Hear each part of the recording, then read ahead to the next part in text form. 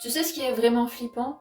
Non, pas les fantômes. Pire, c'est les gens. Parce que parfois, le monstre, il vit juste là, sous ton toit. Et justement, tout commence il y a plus d'un siècle. En 1922, en Allemagne, dans un coin perdu qu'on appelle Interkarfeld. Il y a une ferme isolée qui est encerclée par la forêt. Et dedans, un vieux couple, leur fille veuve, ses deux enfants et la femme de chambre. Rien d'anormal jusque-là. Enfin, jusqu'au jour où Andreas Gruber, le père, remarque quelque chose d'étrange. Il trouve des empreintes de chaussures dans la neige qui viennent de la forêt, mais aucune qui repart. Déjà là, ça sent pas bon cette affaire. Bref, les nuits suivantes, il entend des pas dans le grenier et les clés de la maison disparaissent. Et pourtant, il n'y a personne. Enfin, du moins, c'est ce qu'il pense. Malheureusement, le 31 mars 1922, la ferme devient un cauchemar. Les adultes et la fillette sont tués à coups de pioche dans la grange et le petit Joseph et la femme de chambre dans leur propre chambre. Mais le plus étrange dans cette histoire, c'est que le tueur est resté sur place. Oui, il est resté là, vivant au milieu des cadavres.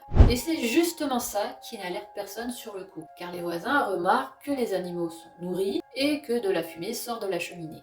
Mais au bout de quelques jours, les voisins commencent à s'inquiéter, car plus de nouvelles directes de la famille, le facteur a remarqué que le courrier s'accumule dans la boîte aux lettres et la petite dernière ne va plus à l'école. Alors là, l'alerte est donnée. Quand la police arrive, c'est l'horreur. Les corps sont dissimulés sous la paille, donc une enquête est lancée. Plusieurs personnes sont interrogées, mais rien. Et le pire dans cette histoire, c'est que personne ne saura jamais qui a commis ces crimes, car c'est une enquête non résolue jusqu'à aujourd'hui. Alors si tu aimes ce genre de contenu, abonne-toi pour ne rien rater.